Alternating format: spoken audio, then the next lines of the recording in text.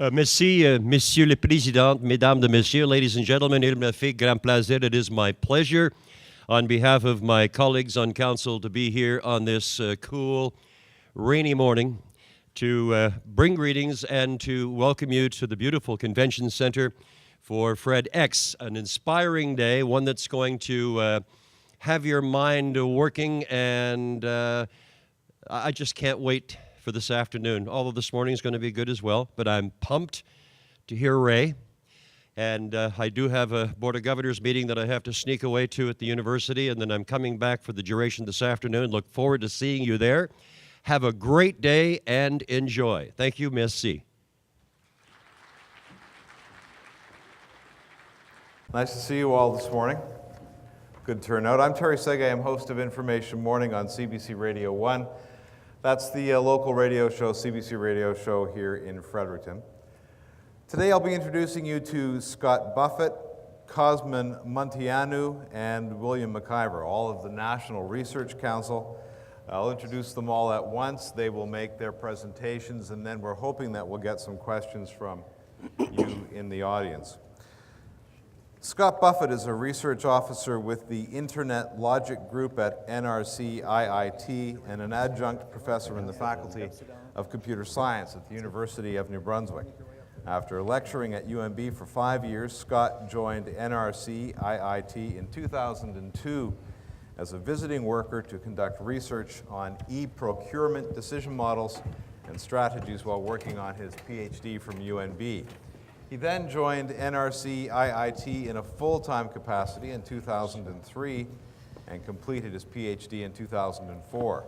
Scott's research interests include artificial intelligence, decision analysis, automated negotiation, preference elicitation, multi-agent systems, workflow analysis, and process mining.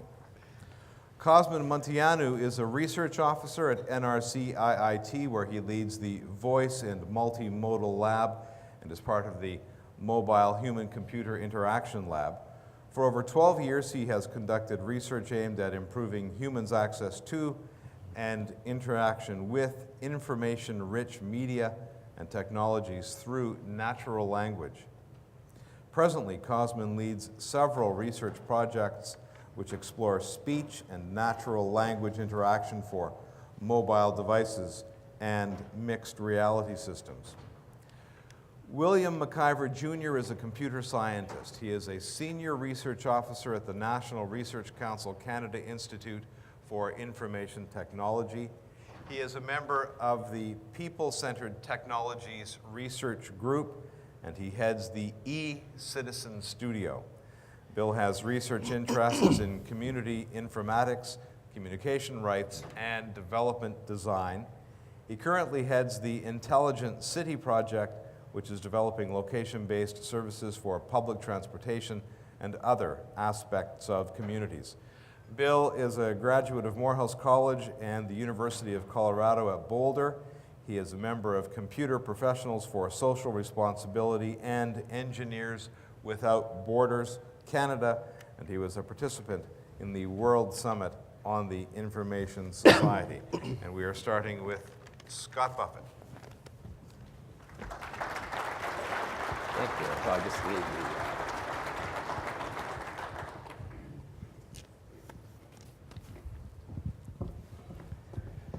Perfect, thank you. Am I on? Hello, everybody. Morning. This is fantastic. What an event. So I'm here to talk to you today about some of the research that we've been working on at NRC. But before I actually get right into the research itself, I wanted to just give you kind of a little bit of a background on not only the idea behind the work as well, but kind of how the idea kind of came about, how it started and went through the process of coming into this kind of new technology that we've been working on. So I'm going to take you back in time a little bit. 10 years ago, in 2001, Tim Berners-Lee, who's the inventor of the World Wide Web, wrote a famous article in the magazine called Scientific American. And in that article, he discussed how one day we'll be able to use internet technology to be able to automate and offload a lot of our everyday tasks that people, humans, find maybe too complex or too tedious or too time-consuming to do. So one of the examples in that article was booking a doctor's appointment in such a way that it was convenient and fit in with your daily schedule and so on like that. And so in that article, it discussed two emerging technologies that would be needed to enable this sort of thing. So one was the semantic web, which is a web of meaning, where things in the web can be understood by machines, as well as the relationships between those things and so on, as opposed to just a web of human-readable pages.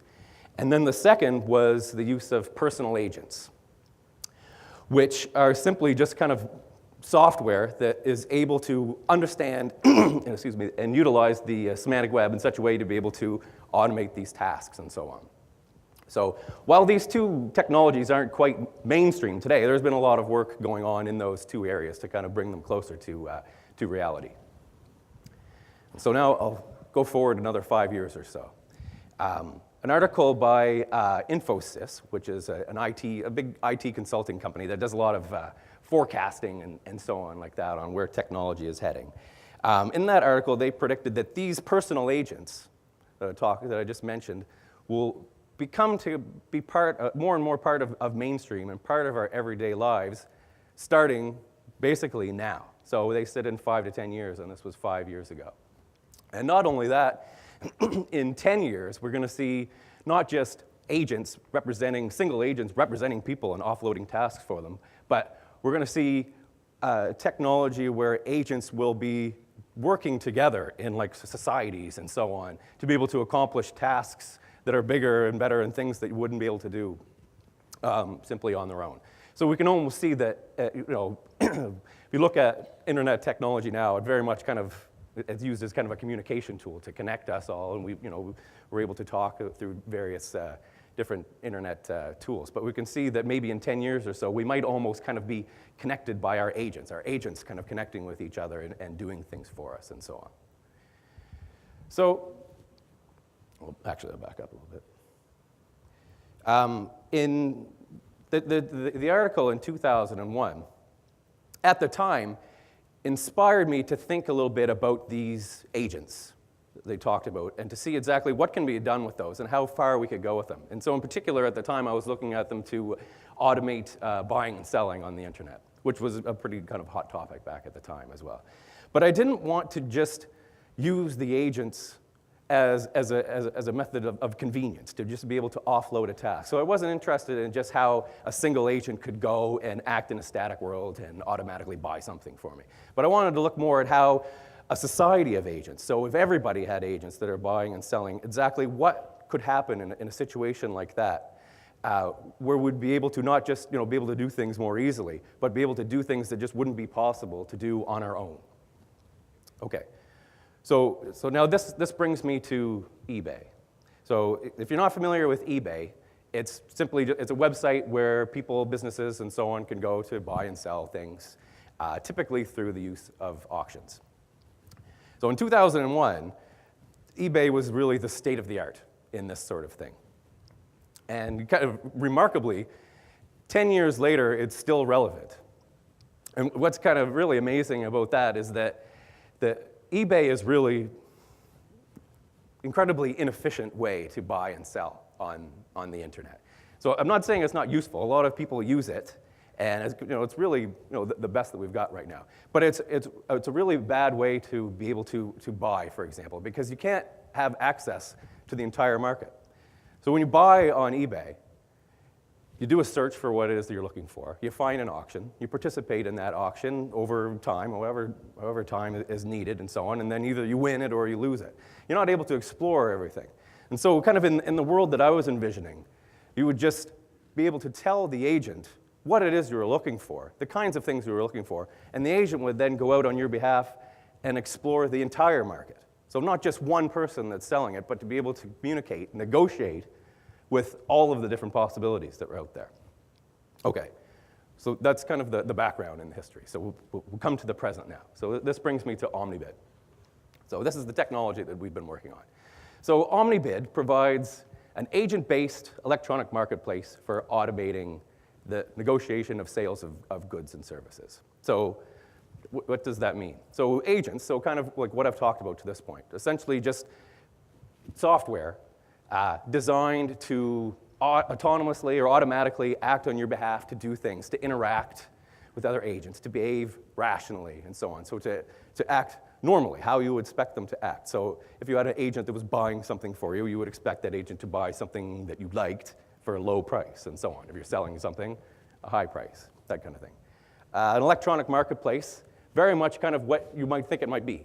So a marketplace that is set on a computer or a number of computers, where the agents can then find each other, connect, establish communications, and so on. And so when I talk about this many-to-many negotiation, I'm talking about the agents have the ability to negotiate with perhaps a large number of other agents at the same time. And so when I talk about negotiations, I'm talking about simply like just making an offer to buy something. I'll buy that for $40 or so on. And so then you can have counter offers and so on like that, and you're able to maybe reject an offer or hopefully ultimately accept an offer. So that's kind of what the system does. So how can we get agents to do the things we want to? How do we get them to negotiate properly and be able to do things that we as humans perhaps can't do? Because humans are very good negotiators. I'm missing the top part of that, I guess you can see it. By nature, humans are good negotiators. In this part of the world for sure, but particularly in other parts of the world where negotiation is a very regular part of everyday life. So, some people can sell anything. Some will take a hard line and never back down, while others can be perhaps seemingly quite accommodating and softer negotiators, but in the end always get what they want. Now, computers, on the other hand, have their very own style of negotiation, which may be better or worse. So they're very precise, of course, for one thing, and there's no emotion involved, right? You can't convince another agent of something or intimidate an agent into taking your offer or anything like that. Or at least I've never been able to figure out how to intimidate an agent like that. So, but there are advantages that agents have over people in negotiation. For one thing is just being a computer, the computational power allows you to explore so many more possibilities, possible outcomes. And so rather than simply just getting fixated on price, the computer may be able to explore a number of other possibilities that could sweeten the deal without necessarily compromising on the price, for example. So that's one. But even better is because of kind of the connectivity, the agents have the ability to negotiate with many, many, many other negotiators at the same time, right, as I mentioned. So this not only gives you, even more possibilities, opens up more chances to get something good, but you can also use it kind of as leverage as well, right? And leverage is kind of the great equalizer in the whole thing, right? So if you have already a pretty good deal, or what you can make someone believe is a pretty good deal, then you can use that to get the other people you're negotiating with to kind of sweeten the pot, let's say. And so you're not going to, even if you're not that great of a negotiator, you're not going to back down on an inferior offer if you already know that you have something that's pretty good on the table. And so all of this kind of, this adds to the fairness, essentially. And so when you have kind of fair exchanges going on, that leads to more trade, in addition, excuse me, to having the ability to have more trade because you're able to explore more options and so on. And so you can see that there are then a number of possible, potential great advantages to being able to do this on top of just the convenience factor of having the agent do something that you don't really want to do or have the time to do. So that's kind of the idea behind OmniBid system. So how exactly do you work with this? What do you do? Well, essentially, what we have built a web interface for it. So you go into the OmniBid system, tell the system a little bit about what it is that you would like, what the items are that you're interested in, how much you're willing to pay, and so on, like that. And then once all the information is there, the agent is dispatched to this electronic market that I mentioned, where it will find all these other agents that are buying and selling. And so it'll find the ones that it's interested in, the ones that are selling all of the different items, and essentially use, like I mentioned before, the progress of one negotiation to use that to strategize on how it will react with the other negotiations, while at the same time knowing that the negotiators that it's dealing with are also doing the same thing, right? So the sellers it's dealing with, they're also dealing with a number of buyers and so on. And so now we have the knowledge that not only can we use this seller as leverage to help us negotiate and so on, but we may also be being used by them and so on. And so we need to, when we're doing the forecasting of what we think will happen and what to do next, we have to kind of think of all these things. And so that's essentially what the system does to, in the end, determine what is the most optimal strategy for how I should send offers to the other guys and what I should accept and so on. And so finally, when an agent gets an offer that it deems as acceptable and doesn't think it can do any better than that, he'll accept it and we have an agreement. That's kind of how it works. I'll show you what it looks like. So here we have just kind of the initial search screen. So here's your buyer search. So we have an example buyer here that's looking for a healthy eating cookbook. So you can enter the search terms. You can enter the category as well. So books, subcategory, cookbooks, and so on. Then it'll go off and do the search. And so it'll come back with perhaps a number of different results here. And so we see that there's a couple of clean eating books and another eat, drink, be healthy book. There might be a whole bunch of them. And so you find what you're looking for, but you don't have to just pick one. You can pick all of them. You can pick everything that you're interested in. And so, for example, there may be a whole bunch of this clean eating book being offered. It's the same book, but 20 different people are selling it. You don't really care which one you buy. I'll take any one of them. So you can take all of those, and you can choose to rank them all as your number one. And so that's kind of the idea, is you tell the system that these are all the things that I'm interested in. Buy one of these. These are my favorite things that you just showed me. But then I can also maybe pick some other ones. So I might also be kind of interested in this Eat, Drink, Be Healthy book, but it's not quite as good. So I could rank that lower, let's say, and that would tell the agent that, yes, I'm interested in it, but don't pay as much for it. And we can see kind of some other things we have here as well, a little description of each item, the quantity, so you could have multiple quantities. The starting price, of course, which is not the price you're going to pay, right? You're going to negotiate for this, but that's kind of what they're starting with. And of course, you don't know exactly how low they're willing to go and everything like in a typical negotiation, but that's what they'll start with. And the date, so how long it's been available and so on. So after you've made your selections of what it is that you're interested in, then the agent needs a little bit more information about your parameters on pricing and so on. So what is the most that I would be willing to pay for this book? $60. Also things like the quantity you're looking for, an optimistic price. So what is a reasonable price that optimistically, I think that I could get? So maybe I think I can get this for as low as 40. This gives the agent a little bit of extra information that it can use in its negotiations. And so it's just kind of a guess, though, really. Other things like the deadline. So maybe we want this book a couple of days before Christmas, let's say. And then a negotiation strategy that you would like the agent to use, where a high-risk strategy is going to tell the agent to kind of take a hard line in the negotiations. Try to get the best price that you can get at the expense of possibly not buying anything at all. Whereas the lower-risk strategy, you're going to be more likely to get a price that's not that good, but also more likely to get something rather than nothing. So you can kind of slide somewhere in that range as well. So that gives the agent all the information it needs. So then it's, as I mentioned, it goes off to the marketplace where we can then monitor the negotiations in real time. And so these numbers seem to be a little bit small, but I'll point out a couple of things. So this is just a screenshot, so this doesn't actually change, but in practice you would see it constantly in flux. So we have, let's see, we're in 4 different negotiations here for this particular book. And so here are just our sellers, their IDs. For each negotiation, we can see the last offer that our agent has sent and the last offer that we've received from the seller. So we kind of see the range we're in. And then we give a couple more statistics on the expected price. So the amount that we would expect the ultimate agreement to be, given that there is an agreement, and also a likelihood of how, what's the probability we're going to get an agreement from each of these.